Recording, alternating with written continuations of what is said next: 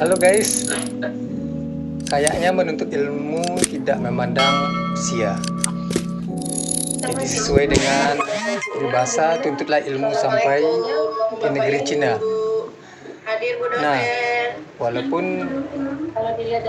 dua orang ini adalah pendidik di sekolah dasar,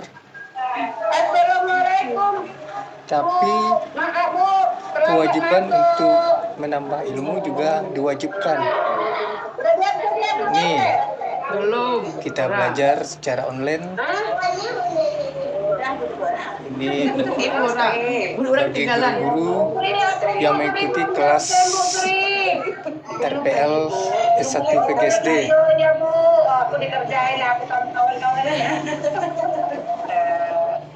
Semoga mengikuti perkuliahan ini lancar hendaknya. Dan program ini disediakan oleh pemerintah kita untuk meningkatkan kualifikasi guru sekolah dasar. Semoga semua menjadi S1 dan menjadi pendidik yang profesional. Nah, jadi kita tidak perlu takut walaupun jauh dari pusat kota, tetapi layanan pendidikan secara online sekarang sudah disediakan baik melalui GIMET maupun online. Nah, jadi tinggal semangat para guru-guru untuk mengikuti program ini. Ini Bu Katarina Sarewurung ini. Program ini diprogramkan oleh pemerintah bagi guru-guru SD yang belum S1 supaya bisa menempuh pendidikan. Dan sudah diakui 70%. Jadi guru-guru yang sudah berpengalaman tinggi juga yang bisa mengikuti perkuliahan ini. Dan usia diprioritaskan adalah usia 50 tahun ke atas sampai usia maksimal 55. Di bawah itu mungkin melalui tahap selanjutnya. Tapi untuk prioritas sekarang adalah usia 50 sampai 55. Lokasi beliau, tinggal beliau di mana itu, Bu? Dan program ini kabarnya dari itu kata pihak penyelenggara sebenarnya sudah berjalan sejak tahun 2017, tetapi sosialisasi sampai ke sekolah maupun ke daerah kita tahun ini. Dan program ini gratis dan semua dana dan biaya ditanggung oleh pemerintah. Kita tinggal kuliah dengan semangat saja supaya dapat menyelesaikan program ini tepat waktu. Karena dialokasikan waktunya hanya 2 semester, tidak memandang ijazah. Saya semua bisa sana ke Bu Yeni, Bu. Baik dari SPG D2 PGSD maupun dari ijazah yang lain-lain. Yang penting dengan syarat punya pengalaman belajar yang sangat tinggi, minimal 5 tahun ke atas, dan memiliki masa kerja yang dibuktikan oleh SK pengangkatan dan surat keterangan proses mengajar kita yang dikeluarkan oleh kepala sekolah. Terus dibuktikan dengan sertifikat-sertifikat lain yang pernah kita ikuti selama kita mengajar menjadi guru profesional. Dan program ini diikuti oleh seluruh Indonesia karena program ini di target pemerintah ada lebih kurang 58.000 guru SD yang belum S1. Jadi semua lembaga pendidikan yang menyelenggarakan pendidikan program LPR S1 PGSD ini wajib menyediakan fasilitas untuk guru-guru SD se-Indonesia. Nah, kebetulan di Sumatera Barat ini menurut informasi yang beredar, program RPL ini diselenggarakan oleh Universitas Negeri Padang, Universitas Azkia yang mempunyai program S1 PGSD. Ternyata di lapangannya hampir banyak juga yang pengawas, mudah-mudahan gitu ya, program ini berjalan dengan lancar, sukses, dan kedepannya nanti guru-guru SD semakin profesional dan bertambah semangat mengajar. Karena habis ini nanti akan langsung akan di PPG kan, karena 2 semester dijalani, karena sedang berlangsung 1 semester sekarang dimulai awal PPG mulai Agustus kemarin. Jadi direncanakan sampai Agustus, mungkin wisudanya kemungkinan September atau Oktober, langsung mengikuti program PPG, dan tahun 2027 insya Allah guru-guru SD semuanya yang mengikuti program ini akan dapat sertifikat pendidik dan memperoleh sarjana S1, yaitu sarjana pendidikan. Nah, semoga saja program ini berjalan dengan baik dan guru-guru mengikuti belajar jarak jauh secara online dari rumah saja, tidak perlu jauh-jauh, karena transportasi yang jarak yang sangat memisahkan, sangat merepotkan dan sangat menghabiskan biaya.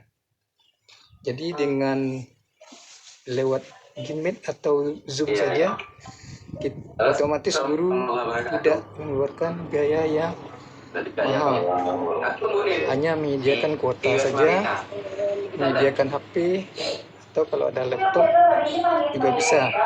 Jika tidak punya laptop juga di sekolah sekarang kan sudah punya Chromebook, bisa kerjasama dengan kepala sekolah. Bagi guru yang mengikuti proyek ini akan diizinkan oleh kepala sekolah, karena semua guru di sini yang mengikuti perkuliahan ini sudah ada surat izin yang dikeluarkan oleh dinas pendidikan, yang ditandatangani oleh kepala sekolah, sehingga kepala sekolah sangat mendukung sekali jika ada guru-guru yang punya semangat tinggi tetapi belum S1, dia akan diberi, kalau jika tidak ada laptop boleh dipakai dulu Chromebook yang ada di sekolah. Nah, jadi kebetulan kami menggunakan Chromebook karena laptop juga sangat dibutuhkan oleh anak yang juga sedang kuliah. Nah, jadi semangat belajar harus tinggi. Anak kuliah, kita pun juga kuliah. Dan selesainya memberi support semua, memberi semangat semua, dan kesannya baik sekali, sehingga menyebabkan guru-guru semakin semangat belajar. Malahan jadwal belum masuk saja di grup WA masing-masing sudah antusias sekali menanyakan apakah linknya sudah masuk atau belum untuk kuliah, karena jadwalnya sudah tersedia dengan lengkap, karena aplikasinya lengkap di perkuliahan ini. Disediakan jadwal kuliah, dijadwalkan, dikeluarkan rekomendasi dari asesor berapa nilai yang diakui, karena 70% dari pengalaman guru-guru ini sudah mendapatkan nilai. Jadi menurut rencana hanya melalui 45 SKS saja, atau dijalani selama 2 semester, tidak melalui program skripsi, tetapi melalui best practice, yaitu membuat sebuah laporan mengenai masalah kependidikan di sekolah kita, dan berbentuk laporan, tidak serumit dengan skripsi saja. Nah, mudah-mudahan harapannya kita bisa saling guru-guru, gitu, walaupun Pak Ibu, harapannya biar guru-guru semuanya sudah berusia lebih dari 50 tahun dan sebentar lagi ada yang akan sebentar lagi akan memasuki masa pensiun, tapi semangat belajar tetap tinggi. masih kecil nih kan gitu. Jadi kita Walaupun diskusikan aja nanti di grup biar Bapak Ibu jika juga kalau misalnya memang diberi itu rezeki untuk dominannya teman-teman mengikuti semua ada pelatihan PPG serentak karena atau memang beberapa daerahnya sama ya Bapak program Ibu ya. sertifikat Kita kan bisa kependidikan, pilih alternatif lain. kalau seandainya lulus mungkin ada yang menikmati 2 tahun, 3 tahun, 4 tahun, 5 tahun, tetapi kita tidak memperhitungkan berapa tahun kita memperoleh sertifikasi, tetapi yang kita kasih jempol di sini adalah pemerintah sangat memperhatikan guru-guru yang berada di pelosok yang sangat jauh dari jangkauan lembaga pendidikan tinggi, sehingga sangat terbatas untuk mengikuti belajar peningkatan kualifikasi S1. Tetapi sekarang tidak ada kendala, tidak ada hambatan. Walaupun kita jauh di pelosok, karena keterampilan kita membaca itu bisa kuliah lewat penting Kimet atau Zoom. sejak sekolah Dan dasar karena teman-teman menjadi dasar semuanya untuk memahami berbagai pengetahuan. semangat dan selalu memberi support Di kepada kita. lapangan, itu banyak Walaupun siswa yang masih membaca awal tanpa mula memahami kita isi teks. gagap juga Akibat menghadapi pulangnya berbagai macam ringan teknologi dan juga seperti saat penggunaan sekarang metode seperti ini, pembelajaran yang kurang menarik. karena Nah, oleh karena itu, dengan adanya program ini keterampilan membaca itu guru perlu untuk dibuat dalam proses mengembangkan pembelajarannya secara interaktif dan bermakna gagap teknologinya agar semakin siswa mampu memahami serta mengaitkan isi bacaan dengan kehidupan sehari-hari. Gitu, dan Bapak Ibu. Jadi guru juga sudah karena bisa backgroundnya menggunakan laptop dengan baik, menggunakan komputer dengan baik, dan mengetik sudah baiklah juga, dan tidak ada lagi istilah gagap lagi, tidak ada istilah gagap komputer, gagap teknologi, karena kita di program ini juga belajar tentang aplikasi penerapan komputer. Nah, mudah-mudahan semoga dengan program ini guru-guru bisa menjalani prosesnya dengan baik dan tepat waktu dan bisa disudah dengan cepat. Karena kita sama-sama tahu Nah, buku itu jendela jadi kita lihat saja bagaimana proses perkuliahan ini. Karena ilmu itu adalah sebuah jendela bagi seorang guru untuk mengeluarkannya kepada anak. Semoga masa depan bangsa yang cerah sudah terbuka pintunya. Dan selamat bagi guru-guru. Walaupun teman-teman kita secara tatap muka langsung tidak bertemu, tetapi secara online terasa sangat dekat dan terasa senang, keluarga sangat gurih sekali. Karena berasal dari berbagai daerah. Ada dari Jawa Barat, Lampung, Aceh, Sumatera Utara, Riau, Jambi, Bengkulu, dan berbagai macam daerah berkumpul dalam suatu naungan lembaga penyedia program RPL ini. Ya, mudah-mudahan saja kami semangat menjalani proses ini. Ya, kita saksikan menafsirkan dan menilai bagaimana update kami menyelenggarakan perkuliahan 2 semester ini. Untuk kedepannya kami akan terus semangat menembus batas yang melibatkan interaksi antara pembaca dengan teks untuk membangun makna. Nah, itu Ibu makna apa Ibu? Oke, silakan langsung bergabung Ibu. Membaca tidak hanya mengenali huruf, tetapi juga memahami pesan yang tersirat dan tersurat dalam bacaan. Jadi bukan hanya sekedar melafalkan isi simbol-simbol dari teks ya, itu kita lihat ceramah dosen bagaimana sih kita memberikan mata kuliah memaknai keterampilan berbahasa isi teks yang kita baca. Dan mahasiswa fokus menghadapi kalau kita kaitkan, perkuliahan semua ini, pengetahuan itu berawal dari walaupun secara langsung kita belum pernah bertemu dengan dosennya,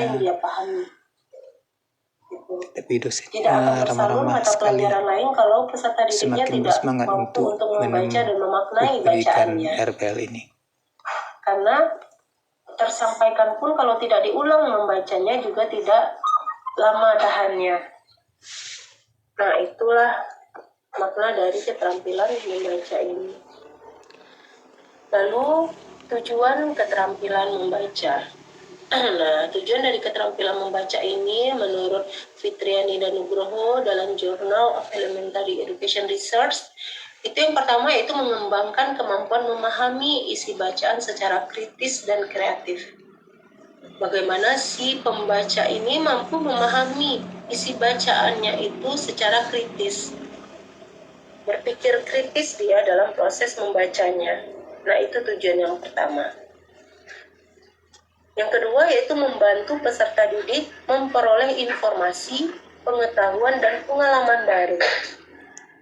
Nah, jadi dengan dia membaca, itu dapat membantu peserta didik memperoleh informasi, pengetahuan, dan pengalaman baru dia berdasarkan informasi yang dia baca. Anak-anak misalnya yang di daerah-daerah tinggi, maksudnya daerah-daerah aman budget, dia tidak akan terdampak ya Bapak Ibu ya, tidak akan merasakan kalau tidak dia baca informasi, tidak dia dengar informasi. Sehingga dia menjadi tahu, wah banjir hujan yang kemarin tidak reda-reda itu mampu berdampak banjir, longsor ya terhadap negeri. Nah, semua itu mereka dapat ketika mereka sudah memaknai informasi itu. Nah, itu yang kedua. Yang ketiga yaitu menumbuhkan minat baca dan sikap positif terhadap literasi. Ketika dia mampu membaca, dia mampu memahami isi teks bacaan, itu dengan sendirinya akan menumbuhkan minat bacanya dan sikap positif, sikap dia menerima literasi yang digalakkan di sekolah. Dan yang terakhir yaitu meningkatkan kemampuan berpikir tingkat tinggi, higher order thinking skill, high order thinking skill atau HOTS yang digalakkan dari kurikulum K13 ya Bapak Ibu ya. HOTS ini sampai sekarang masih diboyong ya. Nah, ini dia tujuan dari keterampilan membaca yang muaranya adalah mengembangkan kemampuan memahami isi teks bacaan. Itu Bapak Ibu. Kalau kita menilik gitu ya dari soal-soal ujian, soal-soal masuk universitas, soal-soal ujian SPNS gitu ya, yang dimintanya ketika bahasa Indonesianya, TKB-nya adalah memahami isi teks yang panjang dengan soal sedikit. Nah, kalau si anak tidak mampu membaca, apalagi membaca mendalam ya, membaca kritis gitu, dia tidak akan mampu menjawab pertanyaan itu. Nah, itulah ketika anak tidak kembali diajak dibelajarkan tentang keterampilan membaca ini, alamat nanti seterusnya tidak akan ada lagi anak-anak yang suka membaca, bahkan alergi dengan membaca gitu kan sebelah tadi. Nah, itu dia tujuan keterampilan membaca. Selanjutnya yaitu manfaat membaca. Nah, tanpa mesti buatkan di sini pun manfaatnya udah terasa ya Bapak Ibu ya. Ketika Bapak Ibu misalnya nih seperti informasi yang Busri sharekan di grup, misalkan diaktifkan kameranya teman Bapak Ibu ya, Busri sudah sharekan informasi sedetail mungkin. Kita ini soalnya Bapak Ibu silakan dibaca petunjuk soal gitu. Bapak Ibu yang sedang membaca tidak akan bertanya lagi, Bu, buatnya di mana, itu dikumpulnya sampai kapan, ininya sampai apa, ini itu segala macam gitu. Kalau sudah melihat bentuk soalnya dan membaca informasinya. Tapi kalau belum, tentu akan bertanya, menanyakan ini maksudnya apa segala macam. Padahal semua sudah ada pada petunjuk pengerjaan. Nah, begitu juga dengan peserta didik kita Bapak Ibu. Seberapapun kita menggalakkan dia untuk sehari itu membaca 1 halaman misalnya, tidak akan jalan gitu kalau tidak ada hubungan timbal baliknya. Di sekolahnya dia tidak digalakkan untuk membaca kita tidak menghadirkan proses pembelajaran dengan baik gitu. Dan bahkan kita sendiri mungkin kurang untuk membaca, keberminatan kita untuk membaca. Nah, ini Bu Silangkum ada beberapa manfaat dari membaca, Bapak Ibu. Yang pertama yaitu memperluas wawasan dan pengetahuan. Jelas gitu. Saking makin banyak yang kita baca, makin tambah ilmu kita. Yang kedua yaitu meningkatkan kemampuan bahasa, kosakata, struktur kalimat, dan tata bahasa. Nah, orang yang sering membaca dengan orang yang kurang membaca, itu bisa kita lihat dari proses dia berbicara, Bapak Ibu. Makanya kalau seseorang itu terbiasa dengan berkecimpung dengan dunia organisasi, baca-bacaan gitu ya Bapak Ibu ya, dia akan lebih tertata dia dalam berbicaranya dibandingkan kita yang jarang sekali, salah satunya membaca ya, karena dia menambah kosakata kita, itu akan kurang juga kita dalam proses penyampaian. Walaupun kendalanya kalau guru-guru yang sudah berusia 50 tahun ke atas ini mata kadang sudah mulai kabur, tapi semangat tetap tinggi.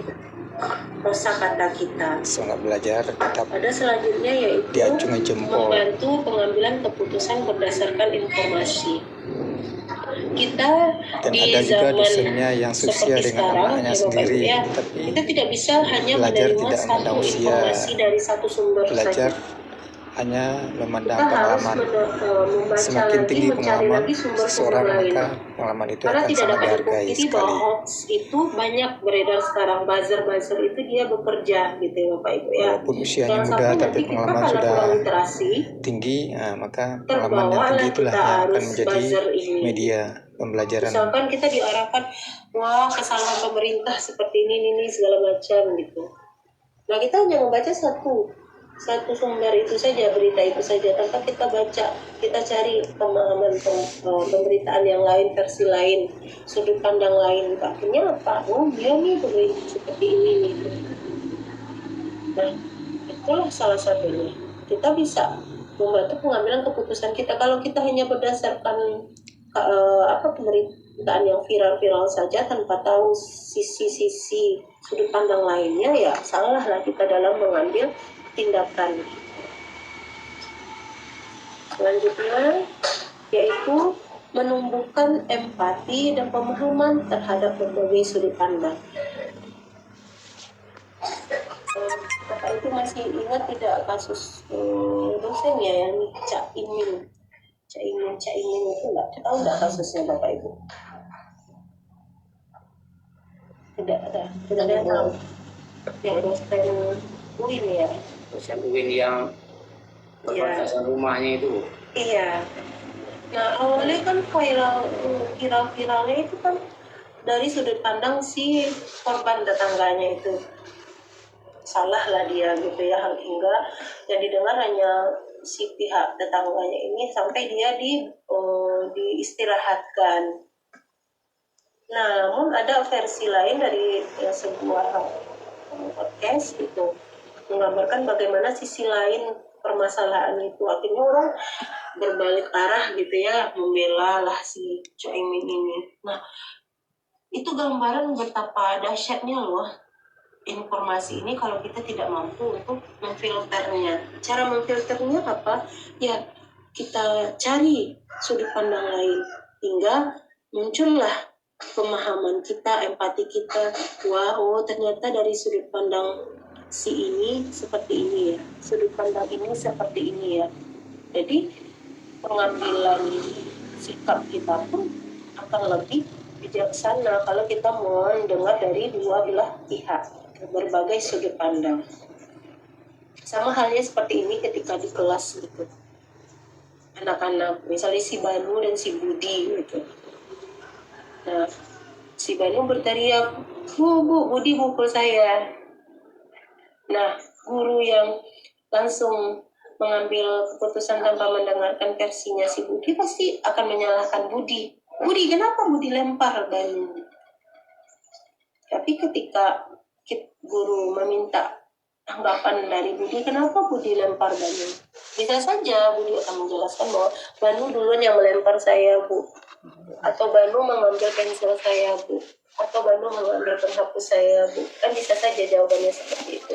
Nah, kalau kita tidak terbiasa untuk mengambil atau mencari informasi dari berbagai sudut pandang, maka kita akan menjadi seseorang yang tidak bijaksana dalam keputusan. Dalam hal membaca juga seperti itu, Bapak Ibu. Banyak berita-berita sekarang ya Bapak Ibu ya yang menyesatkan, buzzer yang memang tugasnya untuk membelokkan pandangan kita. Nah, disitulah peran kita. Makanya ada himbauan di papan-papan iklan, saring dulu before sharing katanya. Saring dulu sebelum dibagikan, di-sharing. Nah, itu dia. Nah, balik ke membacanya. Nah, lanjut itu manfaat membaca yaitu menunjang keberhasilan belajar di semua mata pelajaran. Tidak bisa dipungkiri ya Bapak Ibu ya, anak-anak yang rajin membaca, anak-anak yang rajin mengulang pembelajaran kembali di rumah, itu perkembangannya lebih cepat dibandingkan anak-anak yang hanya menerima pembelajaran dari gurunya saja tanpa mengulang kembali, mengulas kembali. Apalagi ini bahasa Indonesia gitu ya Bapak Ibu. Bisa saja teks hari ini yang kita pelajari dari buku teks, itu tidak keluar teks yang sama pada saat ujian. Tapi polanya adalah tetap pola yang sama, menanyakan latar belakang, menanyakan gagasan pokok, menanyakan siapa tokohannya, wataknya, amanatnya, tapi dengan teks yang berbeda. Nah, kalau anak-anak hanya terbiasa disuguhkan oleh teks-teks yang ada pada buku teks yang guru berikan, dia hanya terpaku dengan itu saja. Nah, ketika ditanyakan dengan teks lain, dia bingung. Mana ya? Dan semua tidak dapat dipungkiri juga, semua mata pelajaran itu pasti melibatkan membaca di dalamnya. Tapi tidak tanya. Tapi tidak tanya. Makanya di kurikulum 2013 bahasa Indonesia ini jadi benang merahnya gitu. Pengantar mata pelajaran lain. Harus bisa membaca ya Bu, semua murid. Itu di K13 ingat nggak Bapak Ibu gimana kurikulum K13 itu yang sudah kita sudah tinggal menggunakan saja, di bukunya sudah lengkap gitu ya, petanya, pemetaannya, ini segala macam. Kita selalu menjadikan bahasa Indonesia itu pengantar, misalnya berbicara, peserta didik mampu mempresentasikan hasil uji coba atau proyek, itu berbicara. Yang diambil KD bahasa Indonesia berbicara gitu. Nah, banyak itu misalnya. Nah, balik lagi, jadi sebenarnya banyak manfaat membaca ini Bapak Ibu. Anak-anak yang sering membaca bacaan tentang yang bermakna karakternya baik gitu ya, bacaan-bacaan tentang karakter peserta didik yang baik, baca wawasan keislaman misalnya, cerita-cerita Islami kalau di agama kita ya Bapak Ibu. Nah, itu akan merubah juga karakter anak gitu. Makin sering dia mendengar, membaca terutama, dia akan makin terarahkan ke sana. Itu dibandingkan anak-anak yang terbiasa dengan game saja gitu. Karena tidak bisa terelakkan ya akibat dari banyaknya anak kita dengan screen time ini, game apa segala macam, hilang fokusnya. Nah, makanya hadirlah sekarang kurikulum Merdeka yang gurunya mengembangkan semua, hanya dihadirkan fase A, B, C. Dengan fase A, capaian pembelajarannya untuk membaca satu CP, menulis 1 CP ya Bapak Ibu ya, tapi harus dipakai untuk kelas 1, 2 gitu, 3, 4, 5, 6, gimana memecahnya. Kalau kita mampu untuk mengembangkan itu, maka pada prosesnya tidak lagi anak-anak kecanduan dengan gadget. Karena apa? Karena gurunya yang bikin bahan ajar. Bahan ajar yang digunakan di sekolah, PR untuk mereka di rumah, bacaan yang mungkin menjadikan PR untuk mereka. Nah, maka tidak salah kalau ada istilah ya, ungkapan gitu. Membaca adalah jendela dunia yang membuka pintu pengetahuan. Caranya ini, membaca itu caranya. Kalau bukunya jendela dunia, yang membaca ini adalah caranya membuka jendela dunia itu dengan apa? Bukan dunia ini ada jendela, tapi kan dengan pengetahuan kita mengetahui dunia. Ya, Bapak Ibu ya. Nah, ini kita lanjut ke jenis-jenis membaca. Anda nih nggak perlu mesti kita mengulang aja ya Bapak Ibu ya. Saya Bapak Ibu udah clear ini. Yang pertama ada namanya membaca nyaring atau reading aloud. Di mana membaca nyaring ini membaca dengan suara keras ya. Biasanya itu di kelas 1, kelas 2 ya Bapak Ibu ya. Kelas 1 terutama membacanya keras nyaring gitu ya. Karena fokus kita adalah pada pelafalan. Ini bukan nih, ini apanya ya? Penjelasannya gitu. Jadi membaca nyaring itu fokusnya adalah pada pelafalan, intonasi dan ekspresinya. Benar nggak sih yang dibaca anak nih gitu ya Bu? Coba baca Budi paragraf satu atau kalimat nomor 1.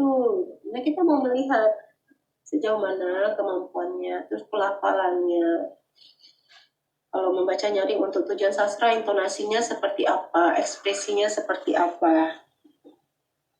Ada yang kedua namanya membaca dalam hati atau silent reading. Nah, fokusnya membaca dalam hati ini yang pertama itu untuk pemahaman isi bacaan. Pemaknaannya itu. Dia paham tidak dengan isi bacaan yang dia baca. Nah, ini biasanya berlaku di kelas 4, 5, 6 kelas tinggi ya Bapak Ibu untuk membaca dalam hati. Terus ada juga membaca pemahaman atau reading comprehension. Nah tujuannya apa reading comprehension ini atau membaca pemahaman ini? Perkuliahan ini tidak ide pokok, mengganggu proses belajar mengajar dan pekerjaan tetap dilaksanakan setiap hari, diawali jam 1:30 sampai jam 6 sore. Nah selanjutnya yaitu ada membaca skimming. Nah, membaca skimming ini adalah membaca cepat untuk memperoleh gambaran umum dari bacaan atau teks yang disajikan. Mau tahu aja nih, jadi ini misalnya pengumuman, kita tidak akan membaca tentang apa dulu nih, terus membaca pengumuman tentang menjaga kebersihan, oke. Gitu. Atau gotong royong tanggal ini di sini udah oke. Tanpa membaca terlalu detail kalimat pembukanya, demikianlah pengumuman ini tidak terlalu detail kita baca, tapi intinya aja. Nah ini beberapa model dan pendekatan membaca. Ada ini masih karena nyalinnya langsung ke Canva, langsung aja jadi nomor dia semua. Yang pertama yaitu model bottom up. Model bottom up ini dia fokusnya pada pengenalan huruf dan kata. Nah, baru dia ke pemahaman teksnya. Nah, kalau yang kedua yaitu model top down, yaitu menggunakan pengetahuan yang sudah ada sebelumnya untuk memahami makna teks. Ya, digali dulu dari pengetahuan yang sudah ada sebelumnya untuk menggali makna dari teks tersebut. Kita punya Honda baru ya? Yang ketiga yaitu model interaktif, di mana model interaktif ini yaitu menggabungkan antara proses top down dengan bottom up. Digabungkan antara fokus pengenalan huruf dan pemahaman teks dengan pengetahuan yang sudah ada sebelumnya. Nah, lalu ada model konstruktif, yaitu di mana di sini si pembaca itu dia membangun sendiri makna teks berdasarkan pengalamannya. Jadi dia membaca juga dia iringi dengan pengalaman, berdasarkan pengalaman yang sudah dia bentuk. Lalu ada model membaca pemahamannya ini atau pendekatannya ini, salah satunya yang bisa digunakan dengan strategi DRTA atau model DRTA, Directed Reading Thinking Activity, Direct Reading Thinking Activity, yang mana pada model ini itu diarahkan peserta didik itu pada tahapannya sesuai dengan tahapan dari membaca pemahaman terutama itu sendiri. Karena ada tahapannya prabaca, saat baca, pasca baca gitu Bapak Ibu. Jadi diarahkanlah peserta didik itu untuk memprediksi isi bacaan. Itu tahapan prabaca. Lalu membaca teks. Dan terakhir yaitu memverifikasi pemahaman. Bisa dengan berupa menjawab pertanyaan, menceritakan kembali isi bacaan, atau menuliskan kembali isi bacaan. Karena pada implementasinya, Bapak Ibu, keterampilan ini kan tidak bisa dia berdiri sendiri ya. Pasti melibatkan keterampilan lain. Misalnya untuk mencari tahu si anak ini membacanya udah benar pada tahap pasca bacanya, kita pasti memverifikasi pemahamannya. Dengan apa kita verifikasi? Bisa kita menggunakan keterampilan berbicara dengan mengajak peserta didik untuk menceritakan kembali isi teks yang sudah dibaca. Bisa juga dengan kita memberikan soal terkait teks isi bacaan dengan menggandeng keterampilan menulis. Berdasarkan tulisannya kita bisa tahu seberapa nih pemahaman anak ini terhadap teks yang kita berikan. Gitu ya Bapak Ibu ya. Nah itu dia. Ini referensinya dari Priestley dan Gaskin. Reading Instruction Today. Nah kita lanjut, yaitu faktor yang mempengaruhi keterampilan membaca. Nah, internal dari dalam diri ya Bapak Ibu ya. Ada faktor internal dari dalam, eksternal pengaruh dari luar, dan juga ada faktor teknologi. Mesti ngambil yang 3 itu saja berdasarkan penelitian dari Setiawan. Yang internal itu dari minat baca, motivasi, kemampuan bahasa dan konsentrasi. Itu dari dalam diri anak nih. Gitu. Nah, kemampuan keterampilan membaca anak dari internal misalnya seperti minat baca.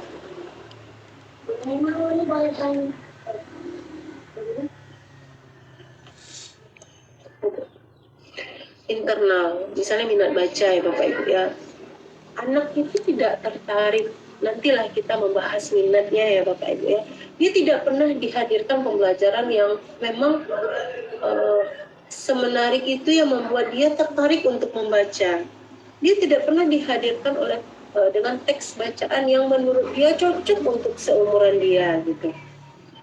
Nah tiba-tiba kita paksa dia untuk membaca. Yuk membaca pemahaman semuanya, buka buku. Kira-kira berhasil nggak untuk anak itu dengan kasus seperti itu Bapak Ibu?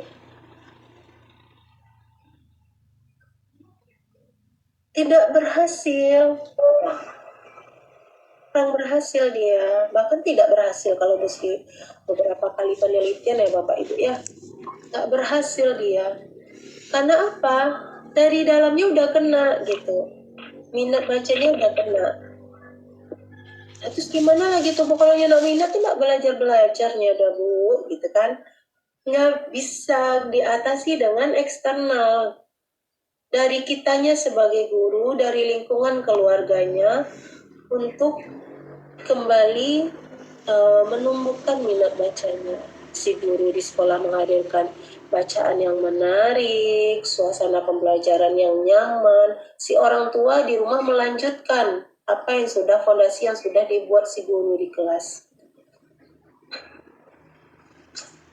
Terus internal lagi, kemampuan bahasa.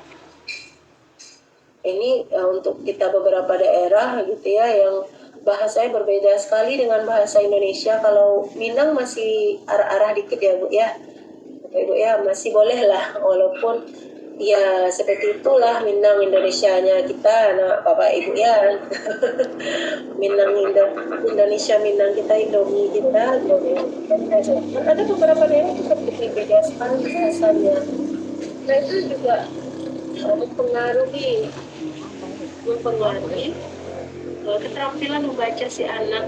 Apalagi kalau memang di lingkungan yang dia tidak pernah menggunakan bahasa Indonesia tuh susah gitu ya Bapak Ibu ya. Nah, gimana caranya ya kolaborasi kita dengan orang tua. Guru di sekolah menggunakan dua bahasa Indonesia lalu artikan bahasa daerah. Orang tua juga seperti itu di rumah, dan suruh dia berikan bacaan-bacaan yang menarik untuk anak-anak. Nah, terakhir itu konsentrasi. Kalau anak terbiasa dengan gadget, konsentrasinya kurang, itu pasti. Nah, gimana tuh Bu, dia udah terbiasa dengan itu. Nah, kita lagi guru, makanya di kurikulum Merdeka kita yang merancang bahan ajar kita sendiri, yang mengikat dia di sekolah dan juga di rumah. Berikanlah dia penugasan dengan teks yang sudah dia baca di sekolah, gitu. Pak Ibu, adik,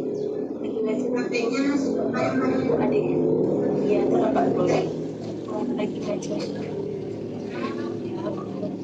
Jadi semua dari internal itu bisa kita minimalisir kalau ada eksternalnya dari kita yang berupaya untuk mencegah itu, mengobati lah istilahnya di batas. Nah, pertama lingkungan keluarga. 16 jam anak tuh di rumah ya Bapak Ibu ya. 8 jam dia yang maksimalnya di sekolah. Tapi 8 jam ini menentukan bagaimana dia di 16 jamnya. Artinya apa Bapak Ibu? Kolaborasi kita nggak bisa berdiri sendiri Bapak Ibu. Lah orang guru anak menangis dia ilu sedikit aja langsung kena undang-undang pelecehan ya Bapak Ibu. Dan sekarang lagi booming gitu. Nah, memuji anak nggak boleh sekarang lagi hebat, gini aja lagi hebat, mantap. Kalau dulu hebat anak gitu ya. Itu udah mesti itu udah bahagia sekali kalau guru itu hebat anak ibu, itu udah kayaknya udah dapat mutiaranya Ratu Inggris gitu ya. Kalau sekarang nggak boleh, itu kasus kita gitu. Jadi, nah kita ikat orang tuanya dengan aturan kita. Ibu. Misalnya di sekolah anak-anak sudah diberikan panduan awal agar mereka bisa menyukai membaca. Emak bapak di rumah tolong ya diberikan bacaan, carikan buku-buku yang bisa dia baca yang menarik. Mungkin untuk negeri kita agak terbatas ya Bapak Ibu ya, karena memang kalangan orang tuanya bervariasi gitu. Kalau di swasta, ustazahnya tinggal bilang aja Bapak Ibu tolong carikan buku-buku nuansa Islami ya, tentang cerita Nuaiman, tentang cerita sahabat Nabi untuk anak-anaknya gitu. Nah bisa aja kita gunakan itu, tapi kita menghadirkan bacaannya. Minta anak-anak pinjam, ajak dia 15 menitnya ke pustakaan dengan buku yang dia sukai. Nah besok dibawa lagi suruh dia ceritakan. Itu menurut Musri yang sangat simpel. Walaupun implementasinya ibu nggak tahu sih gimana anak di lapangan gitu ya Bapak Ibu ya. Tapi sesederhana itu loh. Mahasiswa juga gitu Bapak Ibu yang reguler yang adik-adik Musri ini gitu. Bahkan mereka ChatGPT aja segala sesuatunya ChatGPT, jawab pertanyaan ChatGPT. Terus ajaklah dia ke pustaka dengan memberikan tugas terstruktur yang harus membawakan 3 minimal teori dari 5 sumber buku. Mau nggak mau dia baca nak. Kalau mahasiswa bisa begitu kan Bapak Ibu. Nah kalau anak SD tentu dengan bacaan yang dia suka untuk mengarahkan dia menyukai membaca ini. Nah ini Pak Ibu tantangan dan solusi yang Busri ceritakan kurang lebih tadi ya Bapak Ibu ya. Tantangan saat ini adalah rendahnya minat membaca siswa. itu tantangannya itu rendah sekali. Makanya hasil PISA kita turun ya Bapak Ibu ya, dari 376 ke 351 kalau nggak salah 2022. Pokoknya sekitar itulah turun kita. Nah itu karena memang minat baca kita tuh rendah. Apalagi hasil OH gitu ya, itu rendah sekali literasi kita. Terus yang kedua, dominasi media digital non-edukatif. YouTube. Pukul-pukul dia Bapak Ibu, ini Busi kan anak Busi ini apa semua nih. Emang masa-masanya 7 tahun ke bawah nih Bapak Ibu, 7 tahun, 5 tahun, 3 tahun. Itu sahabatnya YouTube ini, si YouTube ini. Busi ngajarkan mau berkasih sayang. Nah dia nonton videonya lagi lari-lari, terus di slidingnya adiknya, nah ini tadinya dia ketawa. Itu yang dia tonton, kedapatan kemarin Bapak Ibu. Tak terfilter dia channel itu. Nah seperti itu kan non edukatif gitu.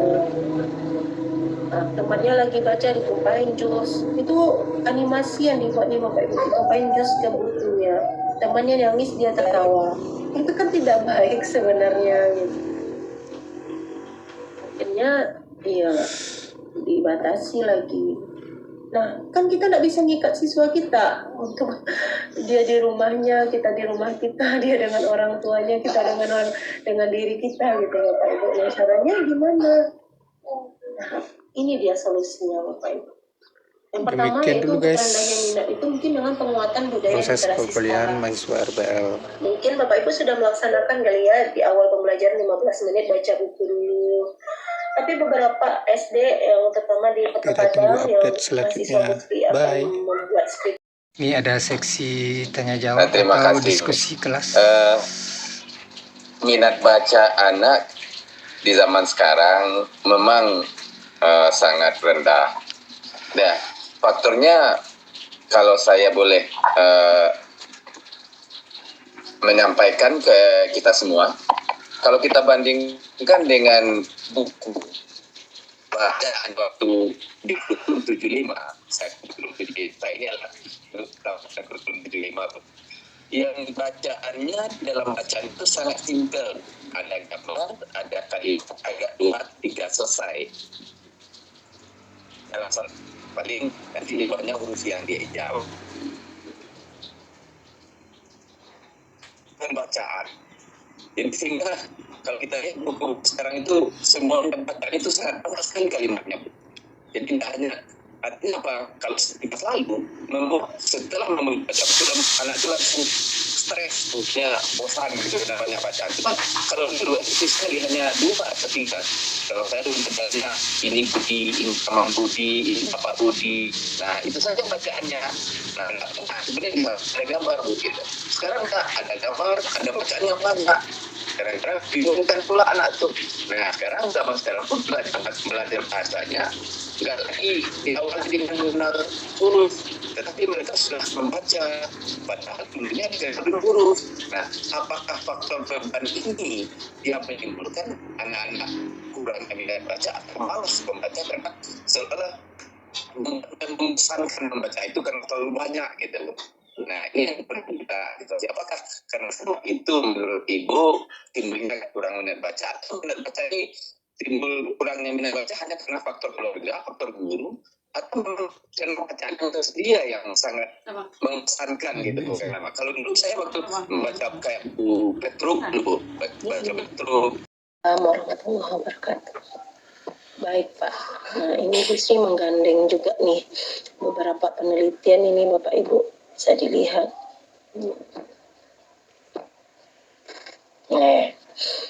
Ini penelitian tahun 2025 tentang minat baca itu ada sekitar 13.800. Jadi bukan kita aja yang bermasalah gitu ya Bapak Ibu ya.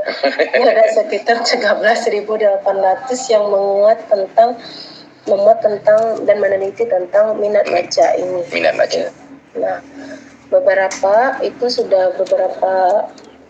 penelitian ini yang Lucy juga kebetulan di disertasinya tentang minat membaca ini.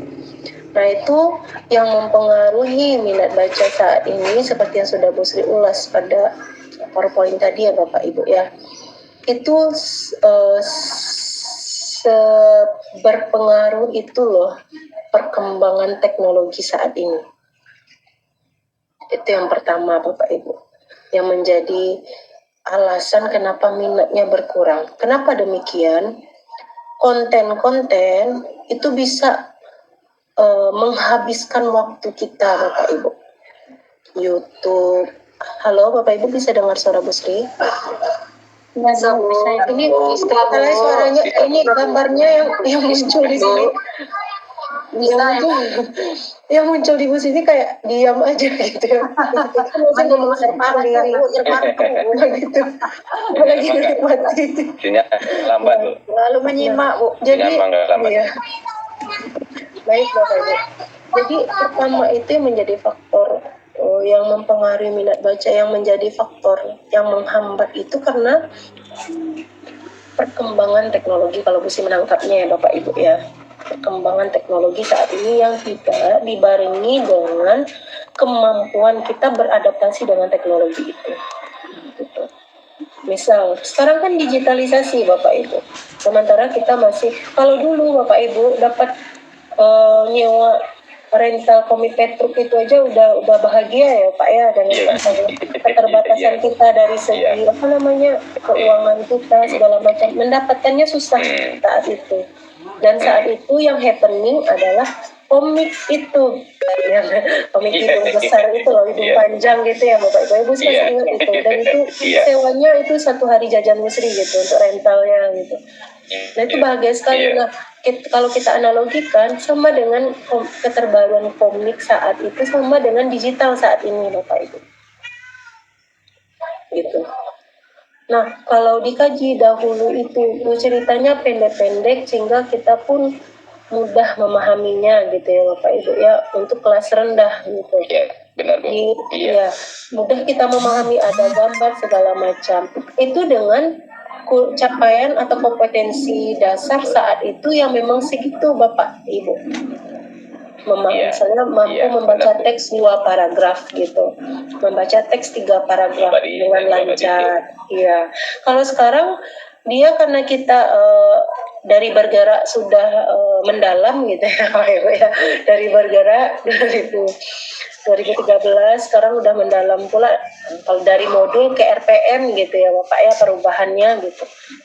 Kurikulumnya makin bertambah gitu tuntutannya, rumit karena kita harus kita harus menyamakan setidaknya dengan perkembangan dunia saat ini gitu. Karena persiapannya pas tadi kita kan lulusan kita ini mampu dia beradaptasi dengan perkembangan dunia saat ini, karena kita mau menuju Indonesia emas gitu ya 2040 nanti.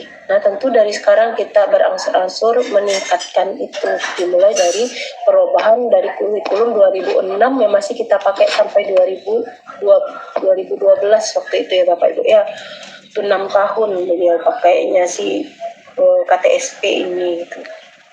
Nah tentu kita sesuaikan juga dengan tuntutan dari kurikulum itu, apalagi sekarang sudah menggandeng itu muatan lokal.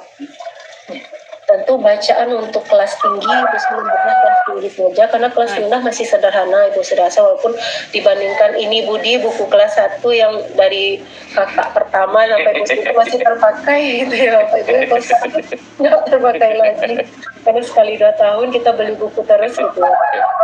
Nah itu berbeda capaian pembelajarannya. Nah kita bedah yang pembaca pemahaman untuk kelas 4, 5, 6. Ketika kita menggandeng etnopedagogi, tentu kita tidak bisa menghadirkan cerita berbasis budaya lokal kita, muatan lokal kita yang ceritanya terputus-putus atau disingkat-singkat.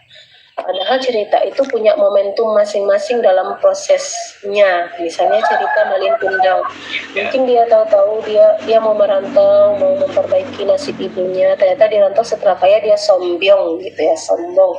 Nah proses dia menuju sombong itu kan terlengkup, tertilantang, tergeletak ya gitu ya. Nah, mungkin kita potong menjadi pendek gitu.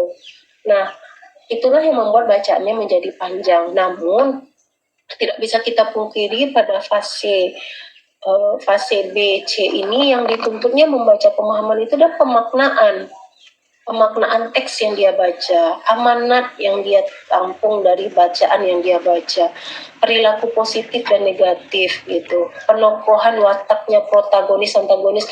Dulu belum ada antagonis protagonis ya Bapak Ibu ya, kita membaca pertanyaan gitu, sehingga beban bacaannya kita ya berputar di situ saja. Ketika kuliah terasa nggak Bapak Ibu dari SD, dari SD ke SMP itu berubah drastis itu Bapak Ibu. Di SD kan masih, kalau di umur Busi masih anteng-anteng aja bacaannya, masih ada ini budi Bapak Ibu. Ketika di SMP berubah langsung bacaannya padat merayap segala macam.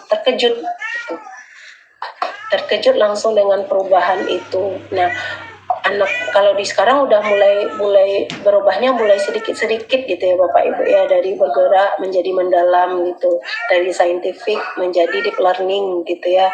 Nah, itu perubahannya tidak terlalu signifikan, kecuali dari KTSP ke K13 itu signifikan perubahannya gitu. Nah, bacaannya pun yang dihadirkan ketika dari KTSP ke K13 itu berbeda, sehingga banyak penelitian di sana. Busi sendiri membedah buku kelas 2 Bapak Ibu, kelas 2 SD, buku bahasa Indonesianya, bacaannya terlalu tinggi ini segala macam. Namun ketika pembedahan, ketika diseminarkan dengan salah satu pembuat bukunya itu kan Bu Taufina Taufik gitu, almarhumah. Nah, itu langsung beliau memberikan capaian kurikulum, capaian pembelajarannya, dan itu sudah sesuai gitu. Oh, ternyata sekarang sesi pengambilan absen kehadiran perkuliahan perkembangan keterampilan berbahasa. Baik, Pak. Ibu Sulastri.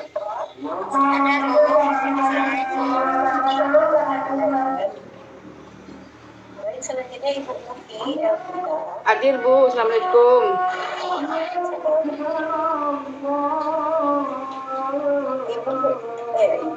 Bapak Dominikus.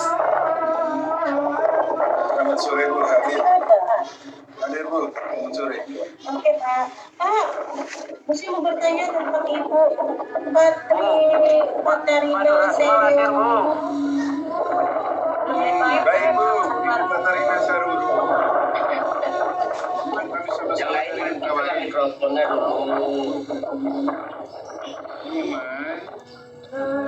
beliau memang sudah dari awal tidak ikut bergabung bersama kita. Jadi kita tidak tahu infonya selanjutnya, karena memang di Mentawai ini masalah sinyal juga mungkin sangat tidak mendukung, terlebih di tempat ibu itu, karena ibu itu sama dengan Pak Agus Jumari di satu pulau yang sama. Saya, Pak Marius dan Pak Ayub satu tempat, satu desa di kelas ini yang bergabung. Saya, Pak Marius, Pak Ayub, dan Ibu Katarina itu di Pulau Siberut sama Pak Agus Jumari. Ya, Agus bisa gabung ini. Ya, karena memang kondisi sinyal juga, karena memang beda tempat di Mentawai ini udah semakin kedalaman sulit untuk sinyal Bu. Itu saja mungkin dari saya Bu. Karena gitu Pak, tadi kan kami rapat asesor Bu, asesor beliau.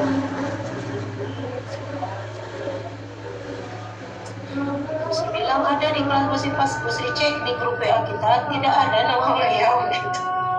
Dari awal Busi lihatlah presensi memang tidak pernah masuk. Kalau seperti ini kan gimana Busi mau mempertimbangkan gitu.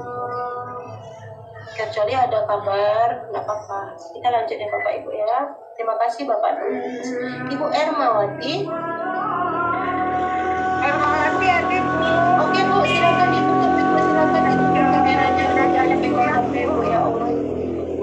Aku bangga senang banget. Erda Bu Erdawati. Bu, assalamualaikum.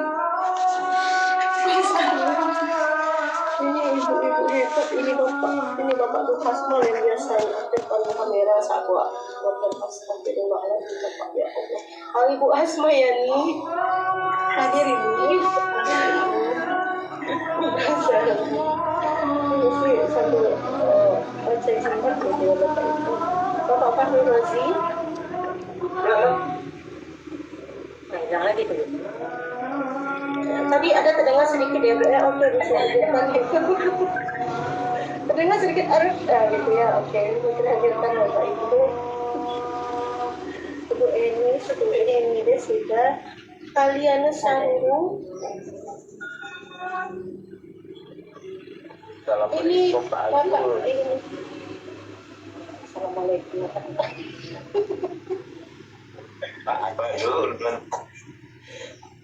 Bapak Riwayadi tidak ada, ini Bapak Riwayadi sudah 3 kali. Bapak Marius, Ibu Marius, Bapak Marius. Selanjutnya Ibu Dewi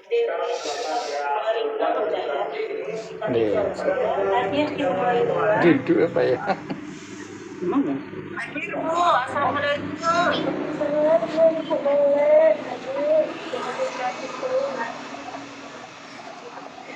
Demikian dulu sahabat,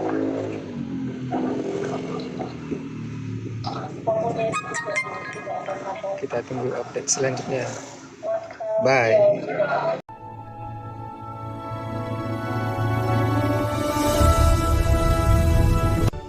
Terima kasih sudah menyimak Al-Firman Ahdan